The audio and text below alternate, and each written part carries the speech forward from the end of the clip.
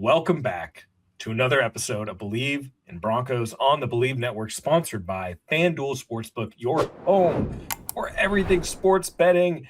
And Bri, we are recording this on St. Patty's Day. The luck of the Broncos? Mm-hmm. Yeah. The Denver Broncos made a splash move this morning. Bri woke up to some great news. The Denver Broncos did, in fact, trade for an offensive weapon, just like Aqib Talib said they would, trading the 30th overall pick, Broncos' third-round pick this year, 103, I believe, and then a swap of fourth-round picks for wide receiver Jaylen Waddle, Patrick Surtain's former teammate at the University of Alabama. Bri, this was massive, massive news, especially for the Nothing Ever Happens fan club. Something happened today, and I gotta say, this is a move that definitely moves the needle for me. This was exactly the type of move that the Broncos needed to make, especially after the performance last year. Getting to the AFC Championship game, Bo Nix injury put aside, the fact that you made it there and just came up short, this was the type of move that you needed to make. So in this episode, we're going to talk about the Waddle trade. We're going to talk about the free agency moves that the Broncos made. Since we didn't record a show last week because I was doing my civic duty and I was on jury duty.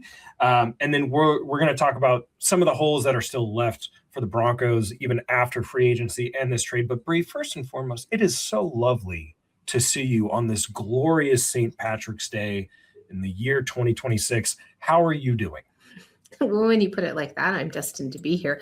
It's been quiet on this front, especially as we work through the, lack of moves. I hate putting it like that, Patrick. I was not a fan of the conversations of, I cannot believe they're not doing anything. That's a stretch. Okay, they did a lot, and they were able to retain a ton of talent. So before we get a little carried away of saying they finally made an external move, and it was a big one. Yeah. So I just want to say luck to all around, everyone who donned their green today. Kudos to you as you had a relative bit in all of this, but it really exciting news. I can't say that I'm not excited.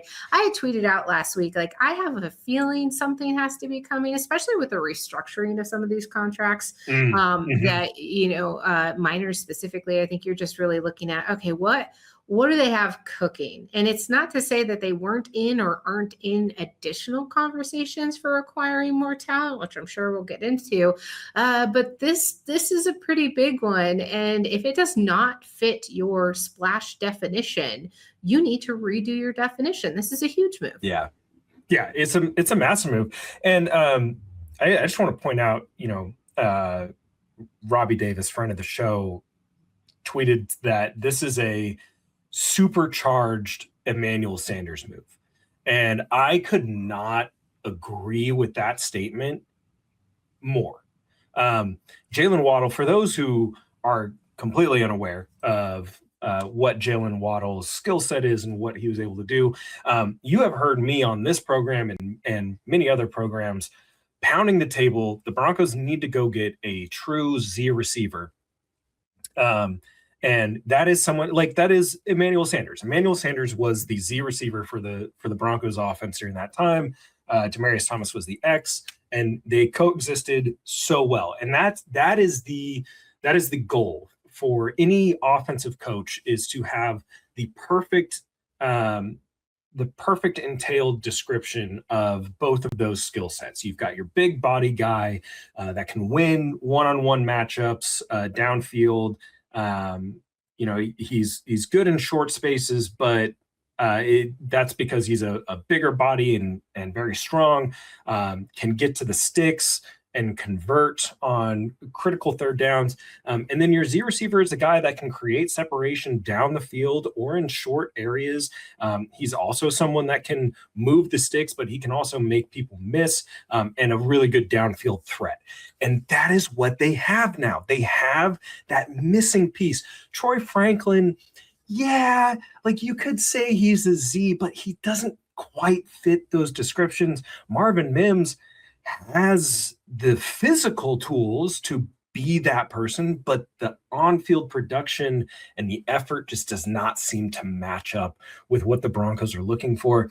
Jaylen Waddle will bring a complete new feel to this offense, and even with him being in a similar size to Emmanuel Sanders, Jaylen Waddle can block. He can block, and I'm excited for this. I'm excited to see the cut ups. I'm excited to go back and roll through some of this film because this guy is a football player, and Pat has had nothing but great things to say, and I'm super excited for this movie. I thought you were speaking in third person for a second, and I loved it. I was like, yeah, Pat does say that. I love the way that you put that, right? This benefits kind of multifaceted approaches here. Bo Nix gets to now force defenses to respect the deep ball. And then you have this versatility to take some of the pressure off of Cortland Sutton as defenses kind of, found him as the number one, that trajectory there. Now there's a little bit of confusion, which I love the way that it jumbles this offense. You said it so appropriately, and all I can think about is like new, variable, different, which I think is something that's really important coming into here. And then 3, which I don't know, if we're talking enough about right now, it's still very new news, but how it's going to help J.K. Dobbins and the run game. So it's like, big time. I like it. I do. Yeah. And I think too, I've seen some people say like, oh, Miami robbed Denver. How? In what way? You traded the 30th overall pick and a third rounder, essentially. That's what this deal is. It's a first and a third for an elite level receiver. I'm good with that. I'm fine with that, because realistically, who are they going to take at 30? I mean, we'll never know. But like, if the answer is, oh well, they could have taken a receiver. Okay, your options are really limited there. We're talking like Casey Concepcion or Chris Bell from Louisville. Like, sorry, like I'm going to take Jaylen Waddle over those guys because it's proven. So it's certainty. Proven talent. Yes, it is a veteran, and for all the rumors that tied them to AJ Brown, I'm going to say I never bought any of that. Because the thought was always like, okay, great, you trade for AJ Brown, now you just have 2 Cortland Suttons on the team. Like, you know what I mean? Like that's not a move that would move me.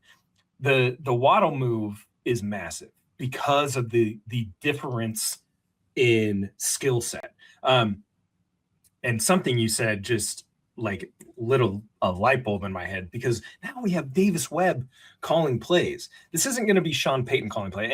And one of my friends already had some snarky comment about like, oh, I feel bad for Jaylen Waddle because he's going to be just catching bubble screens. Well, no, like Davis Webb is going to be calling plays, then this is going to be it's going to be very similar in how the offense operates. But when you have a different play caller, that different play caller is going to have a different way that they sequence plays, and a different way that they see the game unfold. And I think that Davis Webb is going to have a lot of very good plays designed specifically for Jaylen Waddle going into the season. I am over the moon about this trade. I think that this is exactly how aggressive they should have been. You could have spent a ton of money out there on the free agency market, sure, but you get a guy that is a proven talent. He's on a deal through 2028. I love this move. And it's a move that states that the Broncos could easily go and try to draft a similar skill set. Yeah. I don't think it's going to stop. We need a Waddle type receiver. Instead, why not just go out and get him? I don't know. It breeds a little bit more of this hope and optimism. I like the catalyst that it's been on social media all afternoon. And ultimately, I think that there is some relative misnomers there when it talks to overpaying. It's all about how you look at value. I think when you throw a pick swap in there, then I think, it's really It's really not that bad. But I also think it signals something that the Broncos are showing exactly what it is, the cost of doing business. You're acquiring elite talent. They're in their prime. The question is less about overpaying and more about, did they get the guy that they wanted for the price that was right for them in the moment? And I think that's the relative. I don't even think it's me taking a step back and saying, well, the GM knows best, et cetera. Like, let's let the team spend their money. Like, if that's what they were willing to pay, that is then the valuation of that player, especially in moves like this. Yeah. And it's like, we've looked at the Rams do this exact same thing for how many years, and we're like, oh, they're genius. They're genius. And now all of a sudden it's a problem. Like, I get wanting to draft it, but this isn't even a top 15 pick. This isn't even a top 25 pick. This is the 30th pick. This is basically like, if you talk to like draft experts and they talk about first round picks, many draft experts will say pretty much anything past pick 24, it's basically the same value as a second round pick. It's not a big deal. People are going to look at this and say, oh, well, they traded a first and a third for him. I mean, sure, you're getting a proven commodity. This guy I gotta find the tweet, because this was like, they're not just getting some guy who had a flash in a pan season. They are getting a guy who is a proven NFL commodity, and is arguably one of the best separators. So here's the tweet.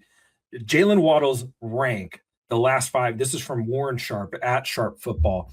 Jaylen Waddle's rank over the last 5 years, out of 72 receivers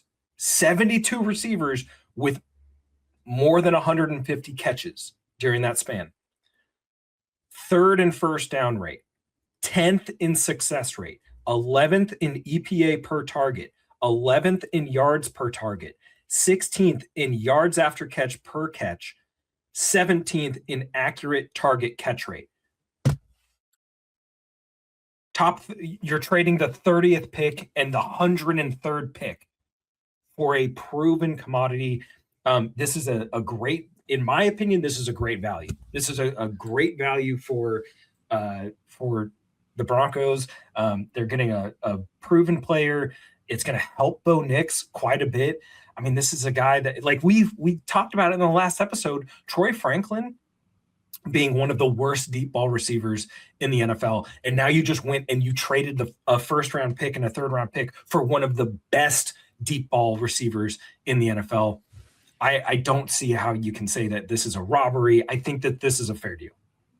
And I think it can't be overstated enough how I think the culture and the identity continues, as I think it fit in much do with this roster and with its cornerstone pieces. So that's a good one.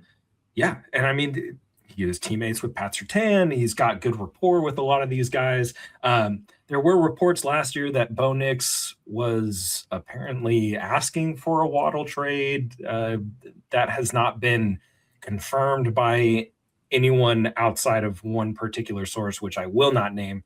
But apparently it was shot down. Who knows? Who cares? I think if they make this move last year, I think we're having a completely different conversation. But I'm still excited. So get your touchdown celebration practicing. I'm just going to play the Duck song over and over and over again every single time. And he waddled away. Waddle. And so we're going to waddle to the rest of free agency. Obviously, Bri said it. This is the first big move that the Broncos have made since the free agency period started. This is the first external player that the Broncos have brought in. They still have yet to sign an external player because Jaylen Waddle is already signed. They just traded for him. But they did bring a lot of players back. And Bri, this was a free agency that had me scratching my head quite a bit. No, you're one of those. Until now, I'm like, okay, like that's fine. It wasn't so much the fact that they made the moves that they did. It was the money that was involved. So we'll just run down really quick. They did bring back Alex Singleton. 2 years, $15.5 million, $11 million guaranteed. They did manage to bring back Justin Strnad, 3 years, $18 million, $10 million guaranteed. J.K. Dobbins re-signed on a 2-year deal. Adam Troutman signed a 3-year deal. I think his was just north of 18 million total. And then they did get a deal done with Alex Palczewski on a 2-year deal. I really liked that one. They did retain Ben Powers. They did not trade him. They did not restructure him. And they did not cut him yet. And then they also brought back Jaleel McLaughlin, Nate Adkins, Adam Prentice, Lucas Kroll, and not so Lil Jordan Humphrey. Bri, this concept of, okay, free agency starts. We talked about kind of some of the targets that maybe we wanted them to go after, linebackers, tight ends. Cade Otton was one of the ones that was specifically thrown out there. I know we talked about like Leo Chenal potentially coming in and playing linebacker for us. How did you feel about kind of this like run it back mentality? And I mentioned the money part. Where do you stand on that? Do you think that the contracts are appropriately allocated, or do you think that maybe they overspent in some areas? What do you think about the moves that they made? I might have a little bit too much of a player first mindset because I'm not going to count anybody's pockets right now. But ultimately, I can see that there's cause for consideration and concern when it comes to the risk of maybe some of these contracts long term. But you almost have to feel like, all right, this family has just paid off an enormous, monstrous amount of debt in the form of Russell Wilson's former contract. And ultimately, now they get to reestablish and reinvest in 2 simple words: roster stabilization. And I think when it comes to foundation and continuity, which is a word that I say almost damn near every show, I think it's pretty important. And if you have to do that by maybe overspending, there is a formula when it comes to retaining your own talent. Sometimes it looks like the case of a hometown discount. The Broncos are not in that position with where they're at relative to cap space.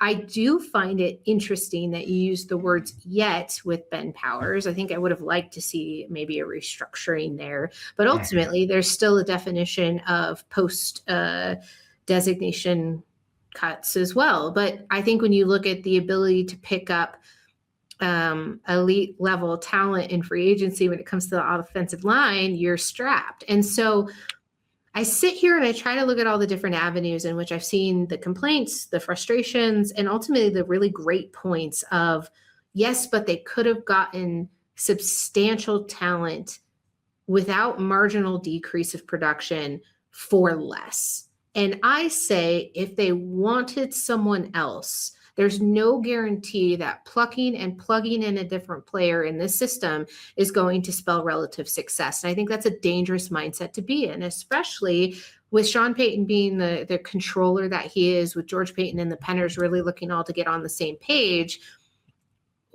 Riling up everything and shuffling things around, not because you found success last season, but in spite of it, I think would be an inappropriate move. Now, if this season has a result that is maybe 8 or 9 wins, I think then you start to scratch your head and say, okay, that move wasn't great, but they don't think they've done anything to dig themselves a hole in which they can't climb out of relative to 1 to 2 years from now as they look to continue to draft and develop. So I could see where people maybe would have wanted to save and shear off a couple mil here or there. But at the end of the day, if the Broncos got their guys that they wanted to continue to play forward with, and they paid them something that they found to be reasonable, then I agree with those moves. And maybe it makes me one of those people who's just like, you know what? I don't know. I trust the direction that they're going, because ultimately, whether it's the draft, whether it's free agency, whether it's trades, you don't know the result or the grade of that until years from now. And so I just find it hard pressed to sit here and say that, like, oh, they really screwed it up doing it this way. Yeah, and that's fair. I definitely think that's fair. I think fans were hoping for upgrade, and I'll throw myself in there. Like the Troutman re-signing. The Troutman re-signing made sense to me. Like I've always kind of said, like, yeah, like they're gonna bring back Troutman. That's a no-brainer. But the way that they came out and they announced this was mind-boggling to me. It was like I felt like bringing in someone like K. Dotton or a Charlie Kohler or even an Isaiah Likely, right? Like the tight end room needed to be revamped.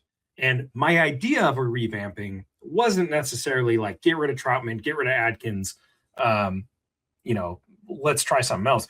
It was actually more of like, hey, maybe we should move off of Evan Ingram. Let's save some money there. Bring back, don't make that face. Bring back Adam Troutman, and then go sign a true Y, right? Or if you're going to keep Ingram, still go out and get a true Y. Try and get Troutman back on a cheaper deal, because this whole like, oh, I'm one of the best blocking tight end, sir. Come on, sir. Like, Pat, I think you need to be looking at Sean Payton when you're saying all of this. Yeah, I am. Sean, come on. Let's be real here. Fine in pass pro, effective in the run game. Not one of the best, though. That's not the way that I would describe it. But I was still on the train of keep Troutman because he knows the offense. He knows the offense. He can help bring along a guy. If you are going to keep him, go draft a guy. Go draft a guy that you can absolutely make into a Y, and that can be your starter. Have Troutman kind of bring him along. But like seeing the Likely contract, I would have personally, just me, move off from Evan Ingram, go sign a guy like Likely. If that's the kind of player that you want in your tight end room, that's the kind of player that fits, and he fits the mold a lot better. What we saw from Ingram last year was a mixed bag. Now, that could just be new team woes. It could be a number of different things, but Davis Webb clearly likes him, so that's fine. I'll live with that. The money for the Troutman contract, after seeing the tight end contracts, it's like, meh, whatever. Okay, you got him a little bit cheaper. Charlie Kohler signed for like $2 million more. Whatever. The Singleton contracts, like they said, a steep increase. I think it went from $6 million to 7.75 for his cap deal. But his cap number this year is just under $6 million. His cap number next year will be $9 million. 30 at age 34. Maybe we flip that. It makes it a little tougher to cut him next year, because you're going to live with about a $1 million difference in dead money. But on the front that you were talking about, bringing Singleton back was a move that the majority of Broncos country hated. But there is a factor. He is the green dot of the defense. And for those who just learned what that term means, it means he's the one calling the plays. He is the main communicator out there. And that is such an important piece of why they felt the need to keep him around. The locker room stuff is these are all intangibles that are just things that you have to take into consideration when you're talking about team building. And Strnad, I feel like Strnad has played himself into a contract. So then they cut Dre Greenlaw. They move off from him. He goes back to San Francisco.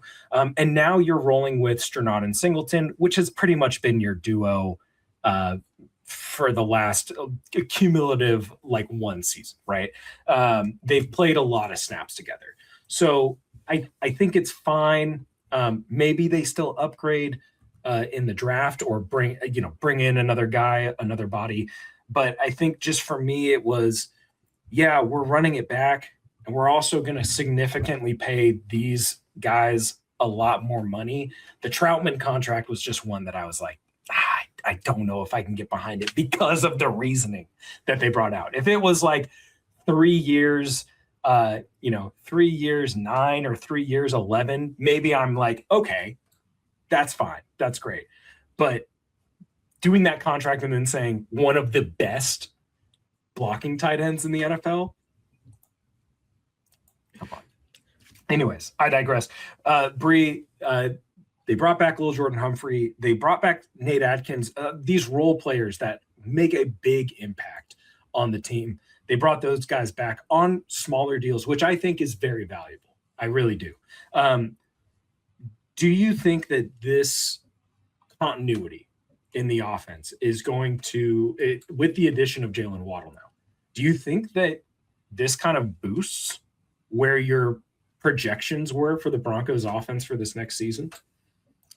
I mean, with the Waddle move, absolutely. I think that's instrumental to me looking at a larger impact. But I also want to note that I firmly believe that retaining everyone else is also imperative to the success of the offense. But specifically, when it comes to the offensive line, you're not seeing a big old ripple effect by losing any key starter. You get to basically allow the stability for Bo Nix for the line, and then ultimately that impacts how you're able to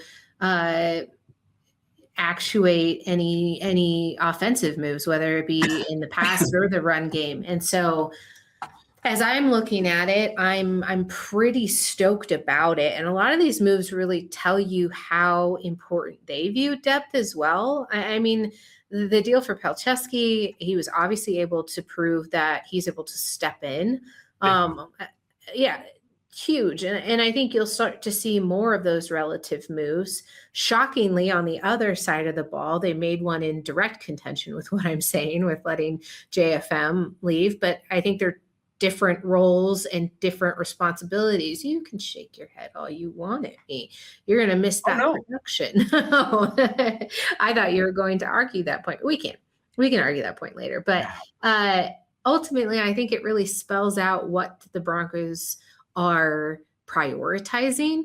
Yeah. And that should make you feel like there's at least a solidified understanding of where everyone is and where they're headed.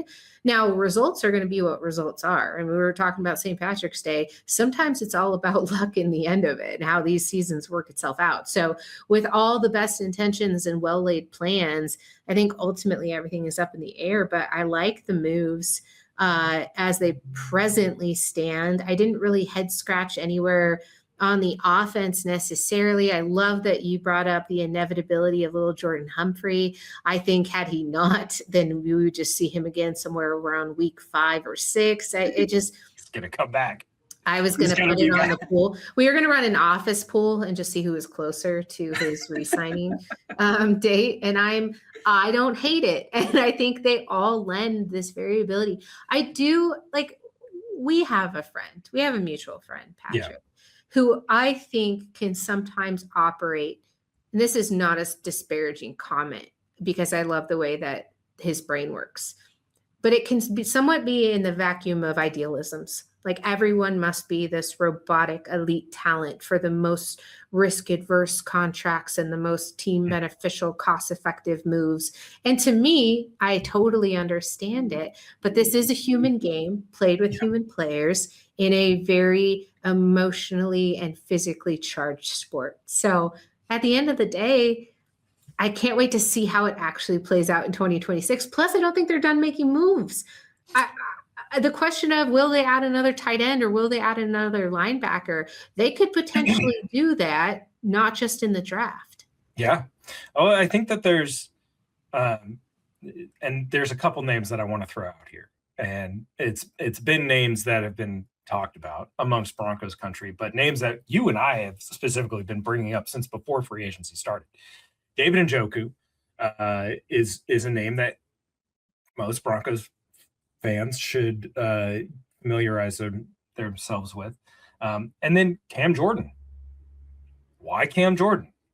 Well, you mentioned JFM being gone. And while I would have loved for JFM to stay, the money that he got from Tennessee just like, dude, there's no way we're matching that. Like, there's no way. We got to be able to sign Bo. So why Cam Jordan? Well, Sean Payton drafted him in New Orleans. Loves Sean Payton. And he's a veteran. He's a guy that doesn't need to play the majority of the snaps. And JFM's 2 years in Denver, he played less snaps each of those years than he did the previous years that he started in New York. He was playing less snaps and he was still very productive. So what does that tell me? Well, you can bring in Cam Jordan on a very, very team-friendly 1 to 2 year deal, and you can still get a high. Cam Jordan is no slouch. He's still very productive even at his age. It would be the same as like bringing in like a Calais Campbell, right? Like, dude, it doesn't matter how old Calais Campbell is. People are going to want him on their team. He's a leader. He's a good locker room voice. He's a monstrous human being. You need those guys. Cam Jordan, I still feel like he has something left in the tank. Hey, this is the perfect opportunity for a guy who is looking to get a ring and play with his former coach. One last ride. Come on down. David Njoku fits that bill that I was talking about earlier with the wide tight end. That guy is a bona fide wide tight end. He can run block. He is a great pass catcher. Play action stuff is awesome. You can use him in the screen game as well. It just fits. If you're not going to draft somebody, which me personally, I would draft somebody in this class, okay, because this is a very good tight end class and you can develop somebody. But you then have Sean Payton is a man who loves to watch football and he loves to take ideas from another coach in this league. And that other coach is also named Sean. What that Sean did this last year, there is no doubt in my mind that Sean Payton is watching that film and he is saying, we got to be able to do some of that. 3 tight end sets regularly. I'm sorry, I'm not going to run 3 tight end sets with Adam Troutman, Evan Ingram, and Nate Adkins. I'm not going to do that. But if you tell me you could run 3 tight end sets with David Njoku, Adam Troutman, and Evan Ingram, well, now hang on a second. That's a lot prettier there. You still get some run stuff in. The play action stuff is amazing, but it's just more weaponry. It's more ammo in the box, right? So I still think that they need to address, tight end. I still think I like seeing the running back deals, Bri. They bring back J.K. Dobbins on a 2-year, $20 million deal, essentially. Why did they not try to go after Tyler Algier? Why? Like, why did they not try to? He signed for $6 million in Arizona. Why were you not in on that deal? Why do you think that? I mean, your guess is as good as mine. I'm not quite sure because when you phrase it like that, I'm sitting here saying, I don't know. Can you make it? Maybe it was fit. Like maybe it was fit, but like there's so much we don't know. Yeah, there's so much we don't. So much we don't know. 26-year-old running back, not a lot of tread on the tires. One of the most productive running backs in NFL history has yet to fumble in 4 seasons. Why are you and a super low price tag? Why are you not taking the tires on that? Oh, but instead we'll bring back J.K. Dobbins, who may or may not play an entire season, and we'll bring back Jaleel McLaughlin. We'll pretty much just run with the same team. We're pretty much just going to run with the same group. I feel like we're going to have a running back draft pick coming. Yeah. Yeah, I could definitely see that. Well, So it's not going to be at 30 since we know that now, but could be a trade up. Who knows? Like now you have a little, like they still have 3 7th-round picks. You've got the extra yeah. 4th. Like maybe they make a move. I don't know. Bri, that is going to do it for this episode. Any parting thoughts on Broncos free agency or the Waddle trade? Celebrate how you will, fan as you will. No one can tell you how to respond or what opinions you're allowed to have. But it's also okay sometimes to challenge that thought and allow things to work out as they may. I just love how impassioned fandom is in general. It's what brings us all together, whether we're talking about it from an analytical standpoint or you get to come on and just talk football with your buddy. And I think it's a beautiful thing that we're able to do so in different lenses and different vantage points. So my parting thought is speak it loud, find a platform, shout off of it, and ultimately be ready for some conversation on social media because that's what we all have time for these days as everything else is taking place. As we slowly fall into the void. Can't wait for football to start. Make sure that you follow. Oh, wait. One real quick game. I said running back pick incoming. Give me your actual opinion. What position do you think the Broncos' first pick is going to be? Defensive back. Oh, God. Could you imagine the discourse? PJ Locke is gone. You just lost a huge starter caliber. And so I want to say it's not going to be the craziest thing. There is need. There is talent there at the top that would fundamentally fit into the scheme here for this defense. It's not the craziest thing to do so. You cannot be trigger shy simply because your expectations for last year's draft pick has not met the implications of where we're at this season. A first round draft pick does not have to institute itself as an immediate starter to make an impact on the longevity of your team and your roster building endeavors. Again, give it a little air and let it breathe and let's see where this goes. The talent that is amassed on this team, you do not want to downplay on it. And also it's so meaty, and I hate using that word when I'm talking about people, but stock show, combine, underwear Olympics, meet. There is so much in the middle of this draft when it comes to what you can get in the later second round, third, and the fourth round when it comes to offensive talent, that if you're not going after that star of a caliber, then it better be an offensive tackle because rents do. So I think that that's ultimately my trajectory. As long as it's not a backup quarterback, what are we arguing about? Best player available. The Broncos don't have to reach. They do not have to panic. They are not in a position where they're like, oh my gosh, we have this hole that cannot be filled with what we presently have, regardless of whatever everybody wants to say about where the weakest link exists on this team, defense or offense. I think they're in a good spot where if they don't draft a tight end, you guys can calm down for a second.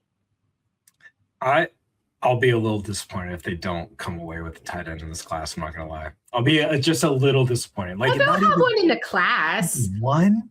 Well, all you got to do is look at which player played basketball. That's all you got to do.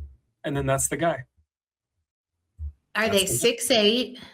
And do they have? Are they 6'8", 220 pounds, and have they never played football ever in their lives? What's the hand game? Because we need you more as a blocker than a receiver. Did you or did you not lead your team in rebounds? That's what we want to know. I think for me, I'm gonna call my shot. I think maybe the first pick is a running back, but only if it's the right running back. Who's the right at the bottom of the second? If it's not Jadarian Price, then I don't know. We'll talk about that ad nauseum. Yeah, we'll talk about that in a different episode. Thank you so much for joining us. As always, make sure you follow Bri and I on social media at BriMaces303, at Patrick Coyote. Make sure you follow at Believe Network as well. and we will see y'all next time. Jaylen Waddle is a Bronco. Happy St. Patrick's Day. Go Broncos. Go Broncos.